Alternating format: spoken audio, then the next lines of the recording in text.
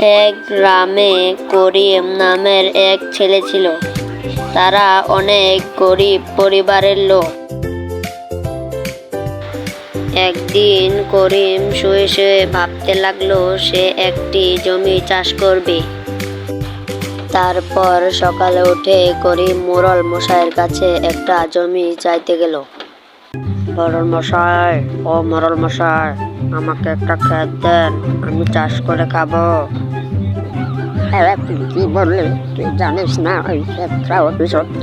তুই তা ওটা নিতে চাচ্ছিস কেন? মোড়ল সাহেব, আপনার পায়ে পড়ে আমাকে ওই ক্ষেতটা দেন। এই ক্ষেতটা আমার অনেক দরকার। আচ্ছা ঠিক আছে, ওখানে যদি তুই ফসল ফলাতে পারিস তাহলে অর্ধেক আমার আর অর্ধেক থাক তোর। তারপর এটা বলে করিম তার বাড়ি ফিরে গেল। আজকে তাড়াতাড়ি ঘুমিয়ে পড়তে হবে, কালকে সকাল সকাল উঠে আবার মাঠে যাব। পরদিন করিম খেতে কাজ করতে চলে গেল। ও করিম ভাই, আপনি কি করছেন এখানে? হ্যাঁ, কে? ও হুজুর, আপনি? আমি এখানে কাজ করতে এসেছি। তা এখানে কেন এসেছেন করিম ভাই? আপনি জানেন না এই ক্ষেতটা যে অভিশপ্ত? হ্যাঁ জানি তো, কিন্তু পেটের দায় এই কাজটা আমাকে করতে হচ্ছে, আর না হলে তো আমি না খেতে পেয়ে মরে যাব। করিম ভাই, তাহলে আমি আসি। আপনি দেখে শুনে সতর্ক হয়ে কাজ করবেন। হুজুর তো চলে গেল, আমি এবার কাজে নেমে পড়ি। করিম ভাইয়ের জন্য দোয়া করি, করিম ভাই যেন সুস্থ সফল হয়ে বাড়িতে ফিরে আসতে পারি। আল্লাহ, তুমি ওনাকে হেফাজত করো। করিম প্রতিদিন সকালে এভাবেই যেত আর বিকেল বেলা ফিরে আসতো।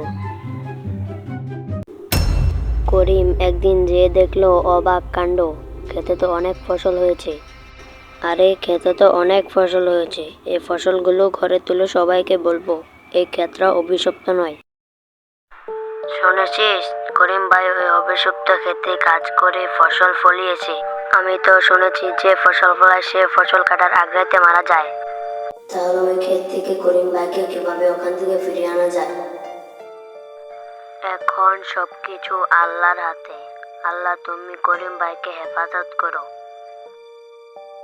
করিম একদিন তার জমি থেকে বাড়ি ফিরছিল, তখন হুজুর ডাক দিল। কি হয়েছে হুজুর, আমাকে ডাকছিলেন কেন? কি বলবেন তাড়াতাড়ি বলেন, আমি আবার রাতে খেয়ে দিয়ে খেতে যাব। করিম ভাই, আপনি ওখান থেকে ফিরে আসেন, মাটি আপনাকে মেরে ফেলতে চাচ্ছে। তোমরা শুধু আমার উপর হিংসে করছো, আমি সবকিছুই বুঝি। এটা বলে করিম তার বাড়িতে ফিরে গেল। তারপর করিম রাতের খাবার খেয়ে তার জমিতে ফিরে গেল। জমিতে যে দেখলো অবাক কাণ্ড, জমিতে তো একটা ফসলও নেই।